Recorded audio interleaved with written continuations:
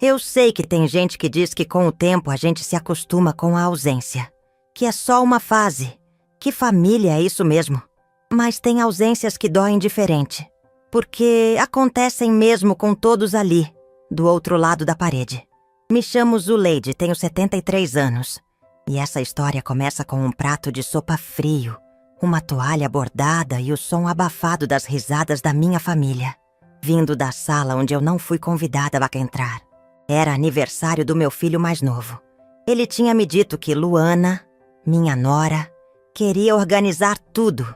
Só relaxa, mãe. Ela vai cuidar de tudo com carinho, ele disse. Eu acreditei. Gosto de confiar nas pessoas, ainda mais naquelas que dizem fazer parte da sua família. Passei a manhã ajudando com algumas coisas. Cortei legumes, preparei um arroz soltinho, dei uma ajeitada na cozinha.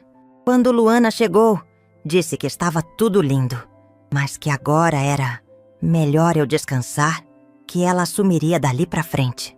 Eu entendi o recado. Me afastei.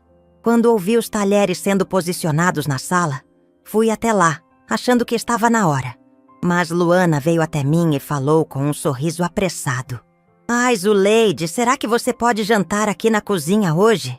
Só para não ficar tumultuado lá. Tem muita gente e o espaço tá apertado. Depois você vai pra sala, tá bom? Na hora, engoli a seco. Não quis criar caso. Tudo bem, querida, respondi tentando sorrir. Ela me entregou um prato. Um só. Sem garrafa de vinho. Sem guardanapo bonito. Sem sequer me perguntar se eu queria companhia. Sentei à mesa da cozinha. A mesma onde por anos servi sopa de fubá para meus filhos nas noites frias. A mesma onde chorei em silêncio quando meu marido adoeceu e nunca mais foi o mesmo. A mesma onde bordei aquela toalha com margaridas que estava estendida ali naquela noite. Como se tentasse me lembrar de quem eu fui. Mas o que eu era agora? A parede fina não conseguia esconder a festa. Risadas, música, talheres tilintando, vozes abafadas, o nome do meu filho sendo gritado em um brinde.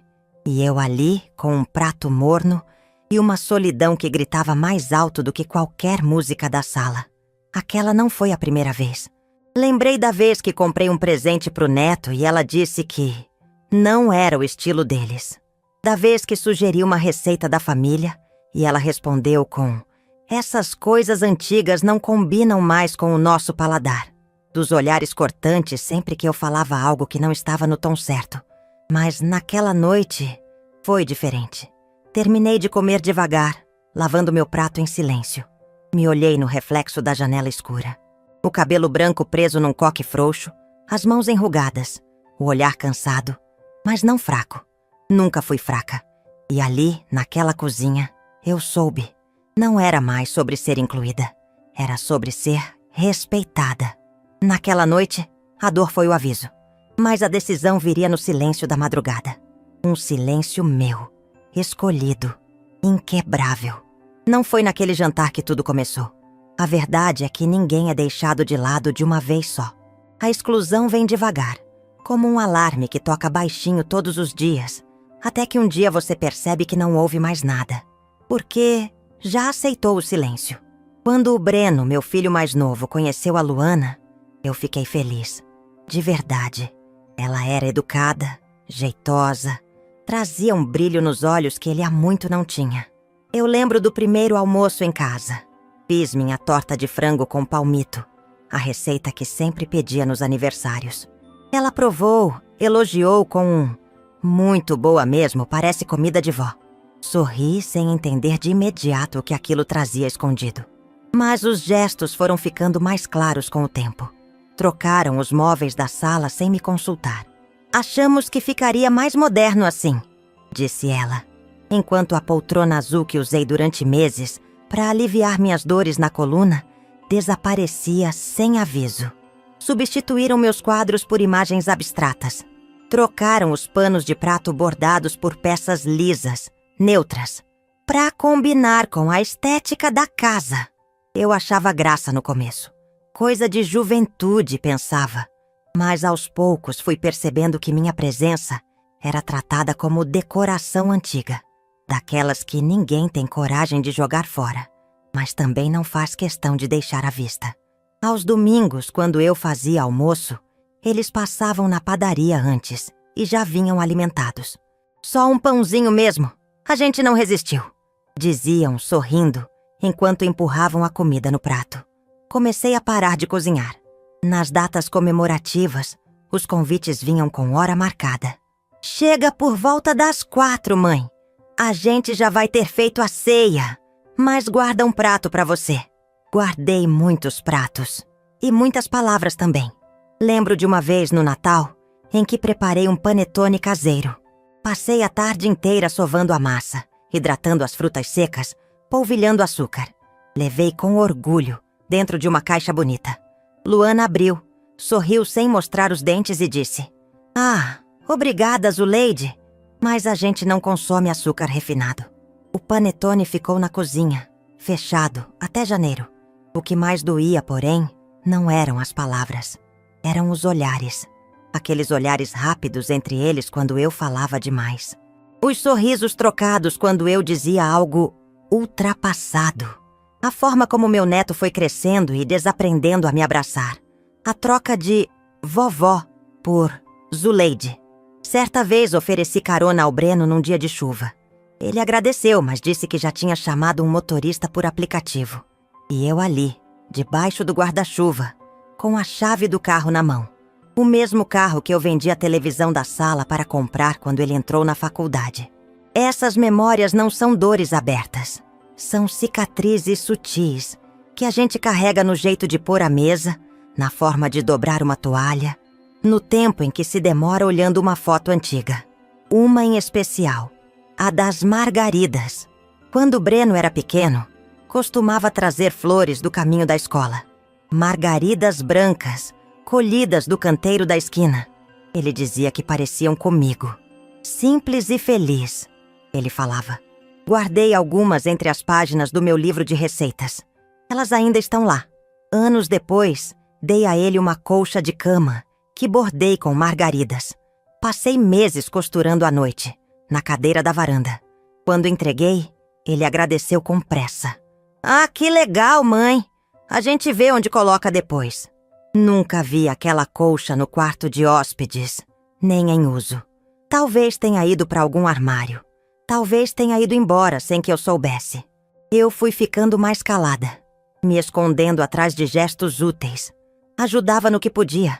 Lavava a louça sem ser chamada. Dobrava roupas sem ninguém notar. Cuidava do jardim que ninguém mais regava.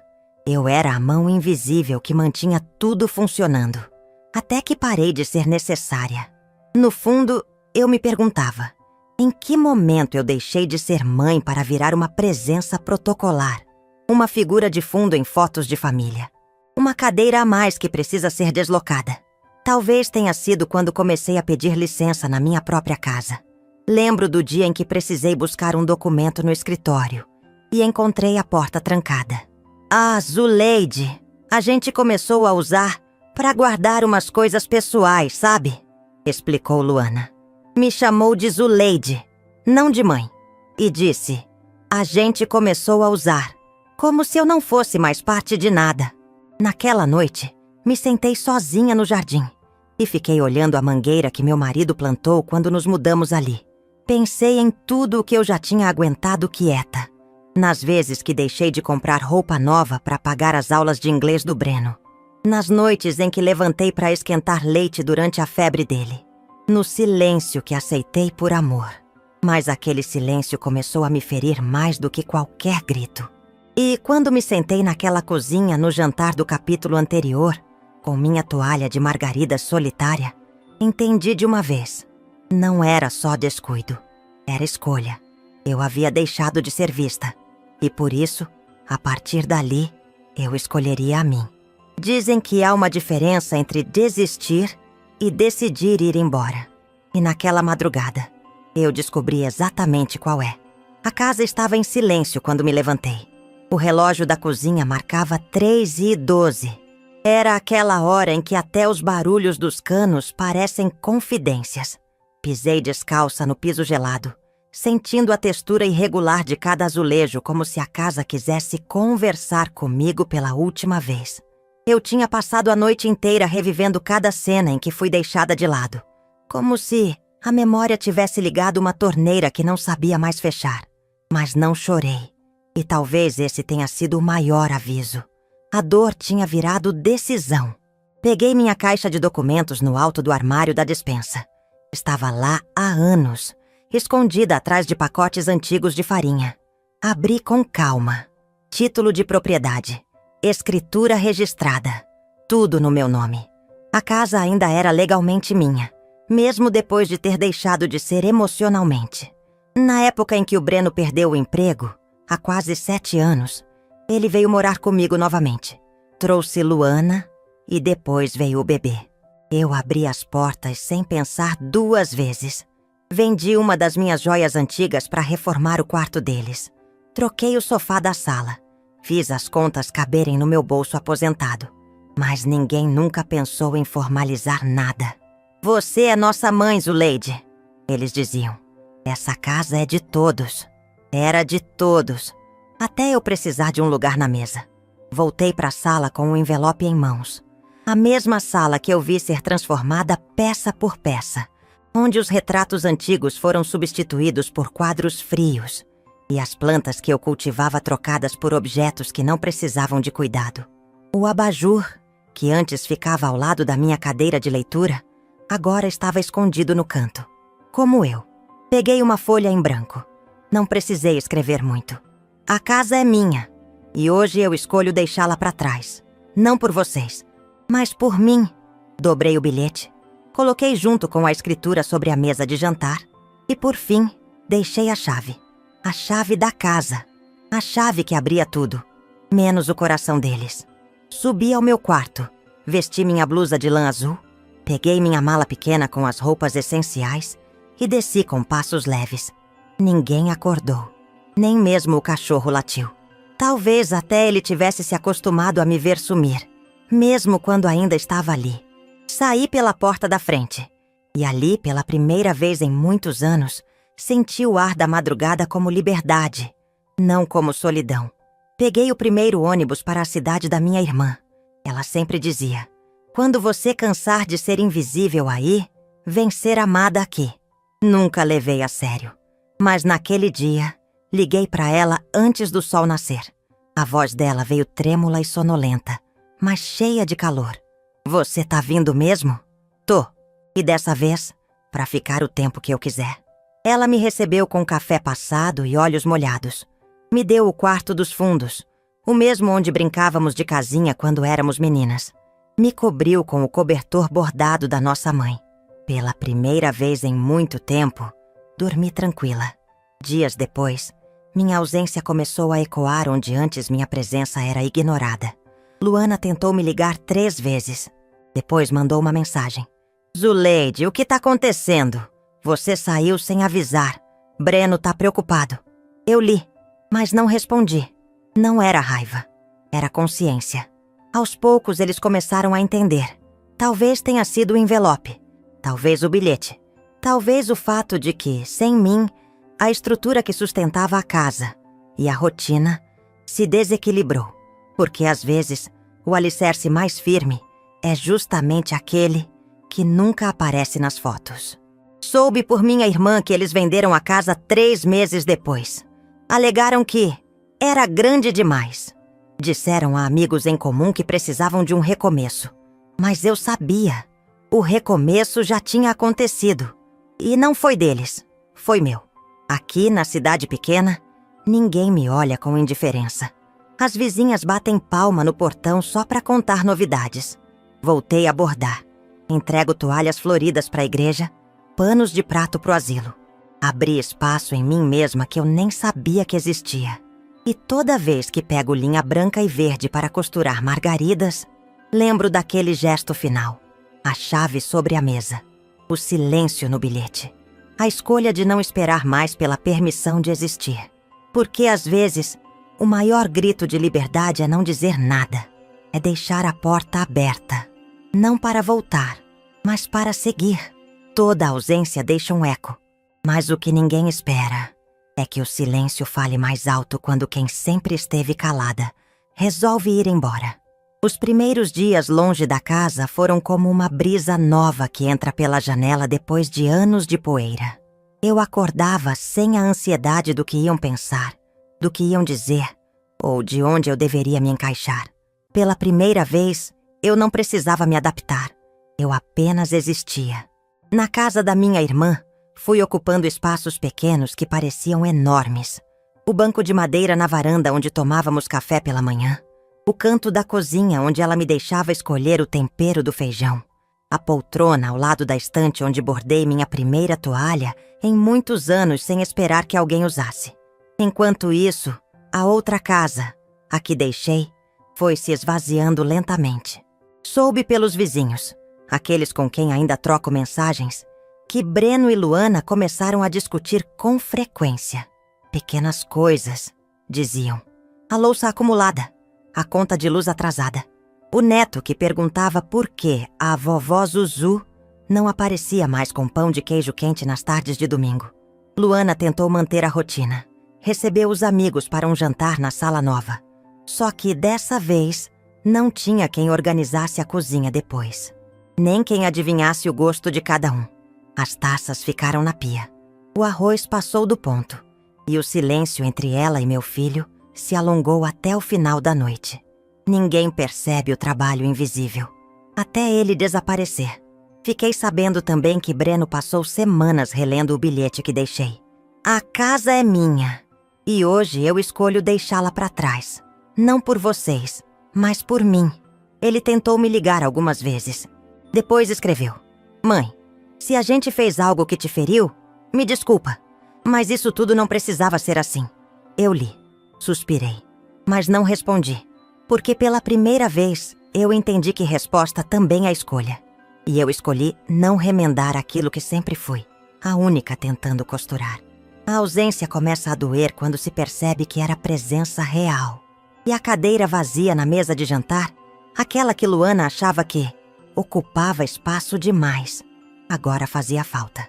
Não porque eu saía falando ou comandando, mas porque o que eu dava não era substituível. O cheiro do bolo assando sem receita escrita. O barulho da vassoura antes de alguém pedir. A mão que ajeitava a gola da camisa. Tá tudo bem? Dito sem motivo aparente. Essas coisas não cabem em contratos, nem em tarefas. São vínculos. São raízes que, uma vez arrancadas, deixam a terra oca. Enquanto eles aprendiam, tarde, o que é viver sem quem te sustentava em silêncio, eu redescobria a leveza de me ouvir. Voltei a fazer coisas só por mim. Caminhar até a praça, comprar linha nova para bordado, escrever cartas que não precisava enviar. Minha irmã ria dizendo que eu estava rejuvenescendo. E, de fato, algo em mim renascia. Não em anos a menos no rosto, mas em pesos a menos no peito. Certo dia, sentei para organizar um álbum antigo. Fotos da infância do Breno, da nossa primeira casa, do meu casamento com o Osmar. Meus olhos pararam numa imagem específica. Era eu, sentada no chão da sala, com o Breno no colo, ambos sujos de tinta. Tínhamos pintado juntos um pedaço da parede porque ele queria fazer um desenho gigante para a mamãe. Eu sorri. Aquela Zuleide ali ainda existia, mas agora com mais coragem. Guardei o álbum. E decidi que não guardaria mais saudade onde já não havia espaço para mim. Foi aí que recebi um convite inesperado. Dona Fátima, da igreja local, me chamou para ensinar bordado para um grupo de senhoras. Você tem mãos de professora, ela disse. Aceitei. E a cada aula, enquanto ensinava o ponto corrente ou o nó francês, eu percebia. Estava construindo um novo tipo de família. Não de sangue, mas de presença. Começamos a bordar juntas uma toalha grande. Cada uma ficou responsável por uma flor. Eu escolhi margaridas, não por nostalgia, mas por liberdade. As minhas margaridas agora floresciam, onde eram bem-vindas. Soube depois que Breno e Luana venderam a casa. Disseram que precisavam de algo mais prático. Mas sei que não era sobre metragem. Era sobre memória. Aquela casa guardava o peso de cada gesto esquecido, de cada palavra não dita, de cada cadeira vazia que agora os fazia pensar. Eu não desejo dor a eles, só consciência. Porque, às vezes, a ausência é a única forma de ensinar o valor da presença. E se um dia vierem me procurar, com arrependimento verdadeiro, não sei o que direi. Talvez ofereça um café, talvez um silêncio, talvez um bordado novo, onde eu já não precise me apagar para caber. Por ora, sigo aqui, com minhas amigas, minhas linhas coloridas, meu banco de varanda. À noite gosto de olhar as estrelas e pensar: quantas vezes me disseram que eu era demais, que falava demais, que me importava demais. E hoje entendo que tudo o que eu era só amor mal interpretado. Mas agora aprendi. Amor também precisa ter endereço certo. A ausência dói, mas também ensina. E às vezes, a gente só é visto quando decide ir embora. A vida tem seus ciclos. E eu levei tempo demais tentando florescer em solo, onde ninguém mais regava. Hoje, sentada na varanda com a brisa da tarde tocando meu rosto e o cheiro do café se misturando ao das plantas do jardim, penso em tudo o que deixei e em tudo o que reencontrei. Porque há uma diferença entre perder e escolher partir. E o que eu fiz foi um recomeço. Me chamo Zuleide, tenho 73 anos e posso dizer sem hesitar, eu voltei a florescer. Não voltei à casa antiga. Nunca mais entrei naquele portão. Nunca mais sentei naquela sala. Mas aos poucos fui percebendo que as lembranças que importam, eu trouxe comigo. Estão nos objetos simples, nas receitas de memória, no jeito de pendurar um pano de prato e até no tom de voz que uso quando acolho alguém. As margaridas que bordei com as mulheres da igreja hoje cobrem uma toalha que virou símbolo. Símbolo de recomeço, de pertencimento, de mãos que se tocam sem pedir licença. Toda semana recebemos uma nova integrante. Mulheres que, como eu, já foram deixadas de lado em suas próprias famílias. Aqui, elas são vistas, são ouvidas, são celebradas. No último mês, organizamos uma pequena exposição no salão comunitário.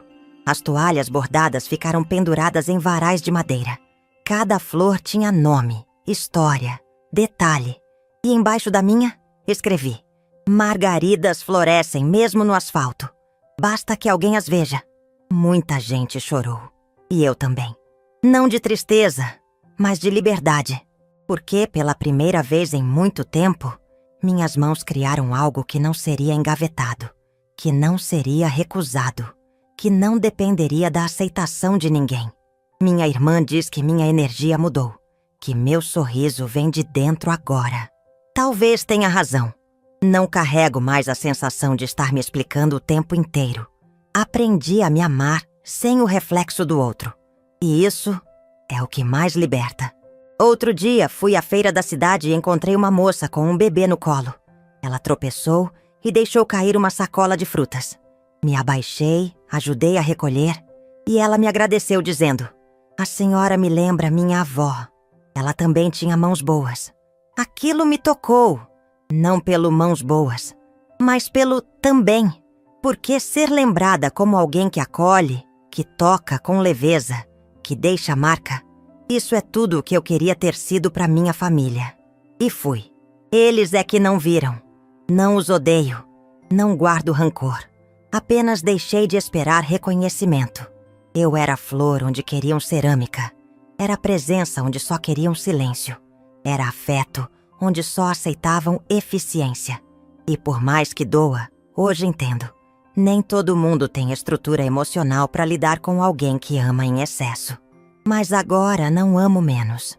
Amo diferente. Com mais critério. Com mais direção. Com mais retorno. Semana passada recebi uma carta de Breno. Escrita à mão. Com traços que denunciam culpa. "Mãe, não sei se você vai ler. Não sei se vai querer responder. Mas eu só queria dizer que entendi. Eu demorei. Fui cego. Fui ausente. E se você não quiser mais falar comigo, eu aceito. Só queria que soubesse que eu ainda te amo." Li a carta com calma. Senti o peso de cada linha. As entrelinhas então pesavam ainda mais. Mas não chorei, nem me culpei, porque agora eu sabia. Aquele amor que ele redescobriu talvez tenha sido genuíno. Mas chegou depois que eu já havia me encontrado sozinha. Guardei a carta na gaveta da toalha de margaridas. Não como uma promessa de resposta, mas como prova de que, mesmo invisível por anos, minha ausência havia feito barulho. E, de certo modo, isso já era suficiente. A gente passa tanto tempo tentando ser amada do jeito certo que esquece o essencial. Ser amada não pode doer, não pode excluir, não pode diminuir. Aprendi isso tarde, mas aprendi viva. E isso faz toda a diferença. Hoje, nas tardes de domingo, organizo chás com as vizinhas.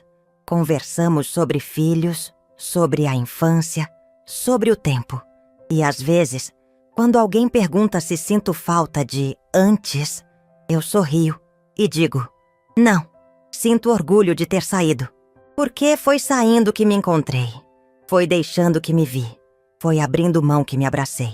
E agora, toda vez que bordo uma margarida, penso na mulher que fui. E na mulher que permiti que voltasse a florescer. Eles me deixaram na cozinha. Mas fui eu quem escolheu sair da casa. E hoje vivo inteira em um mundo onde cabem todas as minhas cores. As margaridas voltaram a florescer. Não onde fui esquecida, mas onde fui vista.